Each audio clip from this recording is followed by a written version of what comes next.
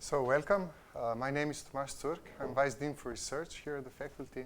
I'm Manca. I'm a first-year student here at a PhD study. So let's try to first answer the question that you're probably all faced with, right? So why become a doctoral student? Why study a few more years? Why not go directly to and work for a company? Manca, why are you here? I'm here because I think that here I have many more opportunities and challenges than in a typical IT company in Slovenia. Here I have the freedom to pick the research problems that interests me, and I'm also I can also use my time freely to pursue the goals that I set by myself. Another great thing is that I'm here surrounded by many excellent experts, and they are always open to discuss about different topics. And here at Free we also have a lot of meeting courses and lectures which I can attend. And another thing is the great fact that we somehow contribute to our society to make it better, at least a little. Yeah, great. So after graduation, after defending the doctoral thesis, our students go and do many great things in their careers and lives. So here are a few examples listed. So for example, Mitja Trampuš defended his PhD thesis in 2015. He now works at Google. Nate Coburnet and Micha Steidocher defended their PhD thesis in 2013 and 2012. And then they decided to form a startup company called Genialis. And now they're developing bioinformatics tools. And they are now being funded by venture capitalists in the States. So, and one really bright example is also Marinka Žitnik. She graduated in 2015, and now she's a postdoctoral researcher at Stanford, and also affiliated with our university, our faculty. So the research work that we do here at the faculty is worldly recognized. So one example is this visual object tracking challenge initiative that started relatively small around researchers from our faculty and some collaborators. And over the years, it grew to attract hundreds of researchers worldwide. Another example is also the Orange data mining software, one of the best open source data mining tools you can find on the internet. This was initially built to teach data mining courses, but now it's used also in companies and also in research projects. For example, the video tutorials on YouTube got over 400,000 views already. Manca, what about you? What do you do for research? What are your interests? I took a non-standard approach because for my master thesis and bachelor degree, I was in the field of music information retrieval because I really like music. And I was making an algorithm for discovery of repeated themes and sections in music. But this year I completely changed my area, and now I try to help doctors in better understanding of human cell. So this means that I try to identify parts of cells by automatic algorithms. Here on the pictures you can see my first approach. I started with the easy problems when I obtained mitochondria out of three-dimensional microscopy data. That's great for the first year. Yeah, that's fantastic. So one other question that you might also have is, what does it mean to do research, right? So what does this imply? So how do you spend your day when you do research? I usually start my day very early. Actually, the work time here is very flexible, but I like to make the most out of my day. So that's why I come here early. Often we have morning coffee with my coworkers, and then I look at my to-do tasks, at my to-do list, and on this to-do list I have many tasks related to my research. So what does it mean to do research? It means to read the papers about my field, to try new things, to evaluate old ones, and to discuss about my research topic with my advisor, with my coworkers, and maybe with other people around the world who are dealing with the same problem as me. Yeah, yeah. And who sets your to-do list? I set the tasks on my to-do list by myself, but if I get lost or I don't know how to go further, then I ask for help on my advisor, because he is most of the day in the same room as I am and always prepared to help. Okay. Do anything else besides research? Yes, besides research, I also spend 5 hours a week as a teaching assistant. I really like this part of my day because it breaks the routine, and I can I have more dynamic days. Mm-hmm. Great. So as a doctoral student here, as Manca already mentioned, you'll have the opportunity to interact with over 100 researchers that we have at our faculty in the 19 laboratories that we do have. And these laboratories are involved in, let's say, 6 different topic areas, including machine learning, computer vision, software engineering, cybersecurity. So which lab are you from, Manca? I'm from Computer Graphics and Multimedia Lab. Mm-hmm. And how does multimedia relate to the 3D microscopy that is your research? Actually, my problem is more connected with computer graphics, because the data obtained by novel microscopy methods are volumetric, and visualization of large volumetric data and retrieval of information out of such data is one of the main topics from computer graphics. Mm-hmm. And what else do members of the lab do? We have many interesting projects. Most of them are connected with music information retrieval. We also, for example, develop software for visually impaired children. We experiment with virtual reality gear like Oculus and Kinect. A lot of research is focused on this volumetric data visualization. Just recently, we have started to collaborate with CERN, where we want to visualize the data of particle collisions. Oh, great. So besides research, of course, as a doctoral student, you also have to do some studying, right? But as you can see from this study program, it's a 3-year program. Most of the time it will be devoted to research. And this research is directly tied to your doctoral thesis dissertation. Besides that, you also have to take some courses. So seminars 1 to 4 teach you how to review the scientific works, state of the art, and how to write your scientific paper. And then we have 2 courses that are called scientific skills, where you learn the basic skills that you need as a scientist. And then you have the chance to pick 4 elective courses. So 2 of them have to be picked from this list that we provide at our faculty, but then you're free to select 2 courses from other doctoral study programs. Yes, maybe this study program looks very similar to master study, but in practice, everything is leading you to develop your research topic in the right way. So most of the subjects are very related to your research topic, and the subjects which are unrelated to your research topic are very rare. Yeah, I think this is also the idea of our doctoral study, that everything you do is related to your doctoral thesis. So you don't spend idle time working on things that are of no interest or very little interest to your doctoral thesis.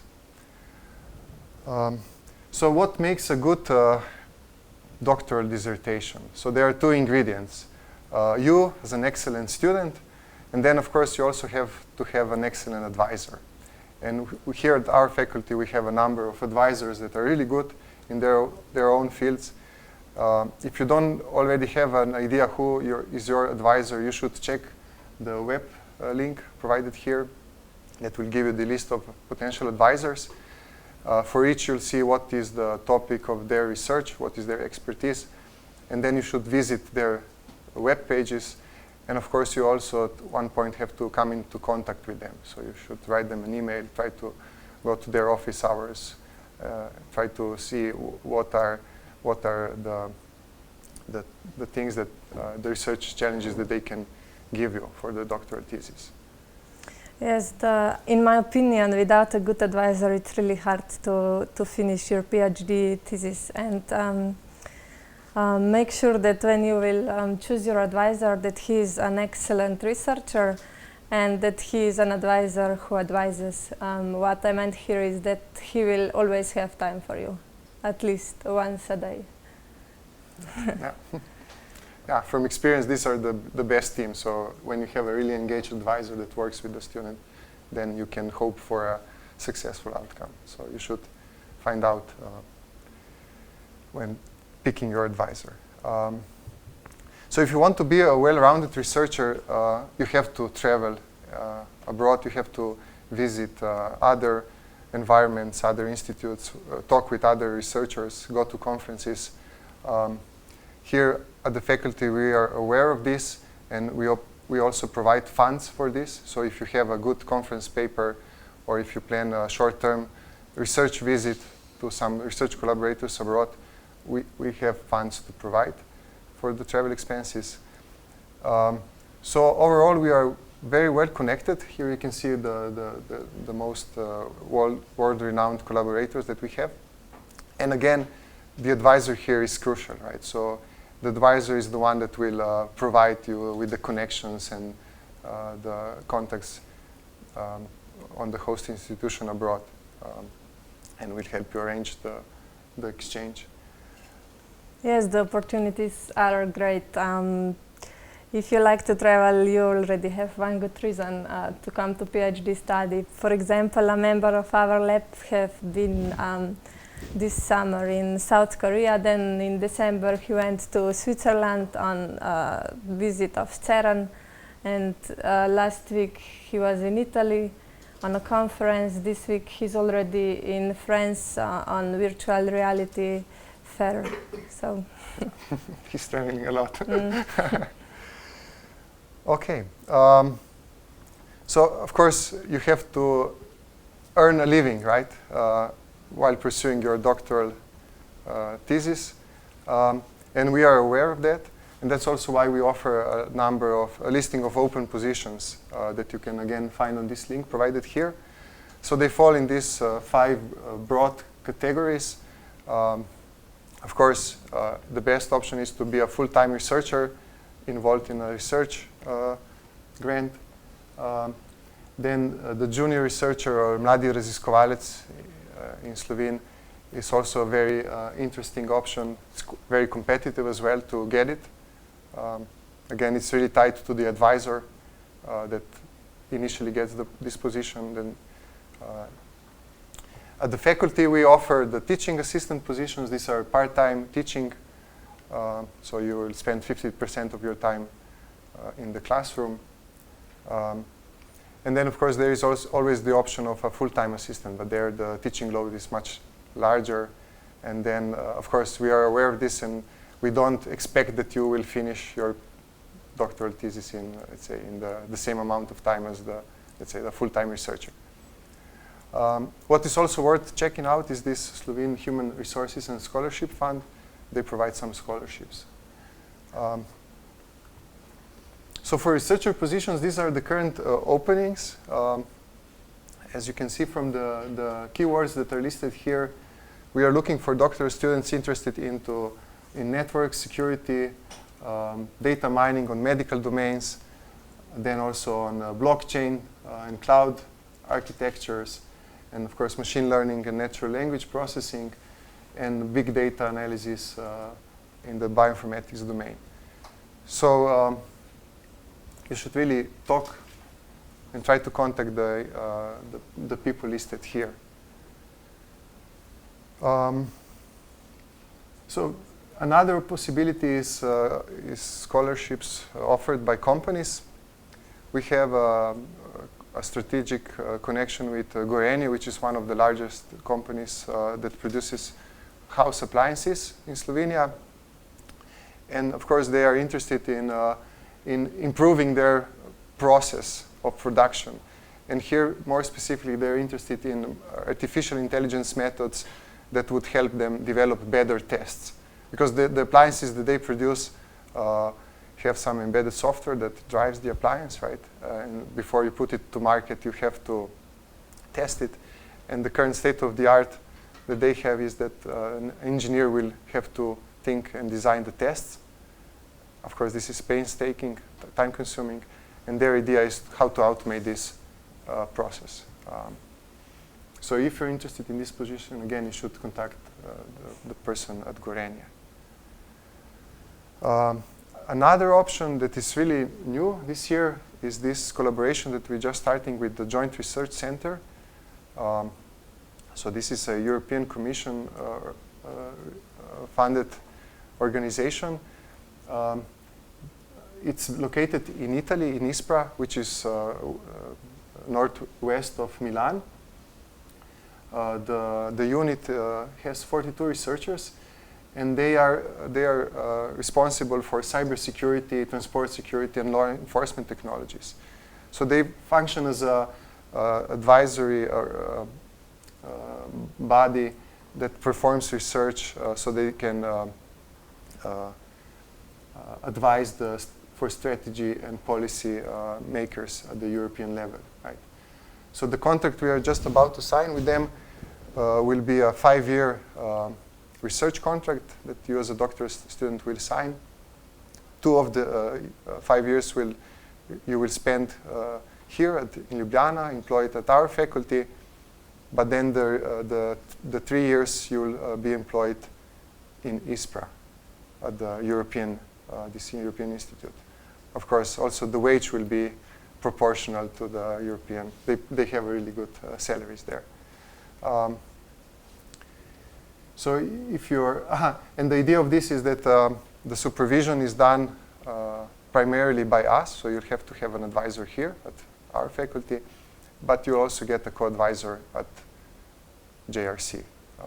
So if you're interested into this, there will be a call made available soon, but I'm the contact person here. Okay, one last thing before we conclude. So is this a formality? How do you actually apply to the PhD program? So the deadline for application is June 1st, and then the enrollment will take place in September. So the application is done completely electronically. I'm too old, so I never really used this application, but Manca, you used it, right? Yes, I did. It's straightforward and easy to use. In my opinion, the 2 most important forms that you have to include here are 2 recommendation letters and the motivation letter. And maybe this motivation letter is difficult to write, but on the other hand, it's really good because it makes you to think about what you expect from academic experience, how do you plan to contribute to science, and it's your decision, so you have to know why to choose this study. Yeah, that's exactly why we put it in there as a requirement.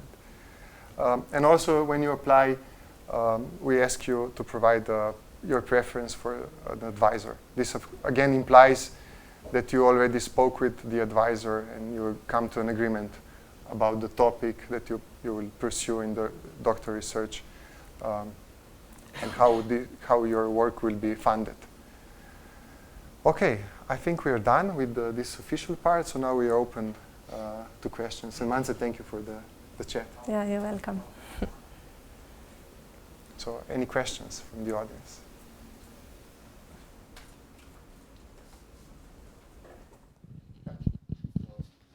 You can also ask in Slovene if it's... Okay. I can ask in English. I'm interested to apply for PhD, but I'm currently employed at a private company, and also I would be employed for the time of PhD. So is there any special conditions or cases if I want to do like PhD from industry? Yeah, so there are no special conditions from our part, right? But it's really quite a good thing to clear this with your employer, right? So if he's willing to, in a sense, sacrifice part of your time for research, because pursuing a PhD, it's full-time, right, work. So we have examples of students that are funded by companies. So for their doctoral thesis, they will perform research, and they will develop a new algorithm that is then used by the company, right? So this is, I think, great. If you are able to arrange this kind of agreement with your current employer, it's perfect. Okay. And how much time are these courses that you have to attend in first and second year? So these are, I guess, mandatory to... Yeah. So we are quite flexible with this. So the schedule is you have the courses in the afternoon after 4, so between 4 and 6. We made this intentional because we know that if you work at a company or if you work in a lab, right, on some research grant, you have to work, and then the afternoon and evening is for classes. Yeah. Okay, thank you. Any more questions? I have another question. Can you tell me what are the work opportunities after PhD in Slovenia or in Europe? Mm-hmm. So I think in the field of computer science, the opportunities are great, right? So there is a lack of, I don't know, 500,000 computer science engineers or more qualified, right? So all the large companies need PhD students, because when you pursue a PhD, it's not just that you get this certificate, right? But obtaining this certificate implies that you have some work discipline, right? So you have to schedule your work.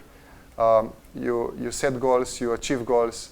You also have to think critically, because at the end you have to contribute to science, and you have to convince the reviewers, you have to convince your committee that what you propose is novel, and it's a contribution to the broader science. So all the large companies are, of course, looking for PhD students. So for example, Genialis, the startup company that I mentioned at the beginning, they employ mostly PhDs. Many of them are computer science because they are developing software tools. Celtra is another example of a company that is located here in Slovenia. They have a number of our graduate doctoral students employed doing data mining. And Free probably has a lot of projects with the companies, or? Yeah, I mean, we're trying to... projects.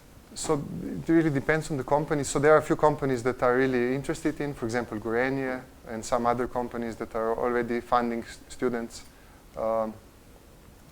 So, of course, we are trying to increase the number of companies and the opportunities they provide to our students.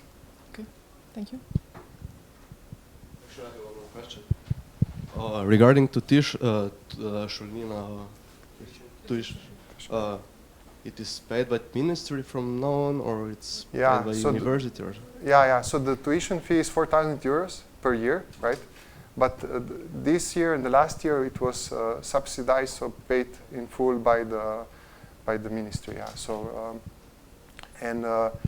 it looks like this will continue, right? Because they realize that they need to invest in doctoral students. They need to invest in research, and this is something that I hope that it will remain like this for long. So if you're employed at our faculty, we are willing to pay half of the tuition. The other half you have to pay it yourself, or perhaps you can agree with your advisor or whoever employs you to pay the other half of the tuition. Thank you.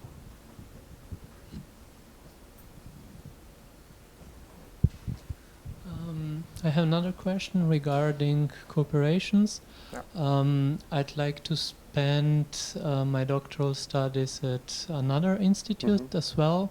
How is it possible to share the research projects between two institutes, between Furui and another? I think that's something that we really welcome, right? So that's, I think, the best thing you can do, especially if you're under the supervision of both parties, right? So if you have an advisor here and an advisor at this other institute, right? Then you can also, the other advisor can also be formally on your thesis. So that's great.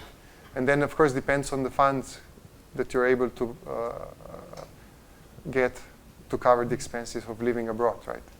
Okay. Yeah. It really depends on the country where you want to go to, right? So I know, for example, for Germany, there are some quite good scholarships that they provide if you plan to do a longer stay in Germany at the research institute there. So it really depends on the country. Thank you.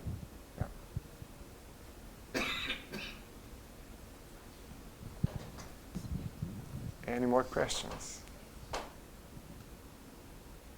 Any more questions from the internet? No? Yeah.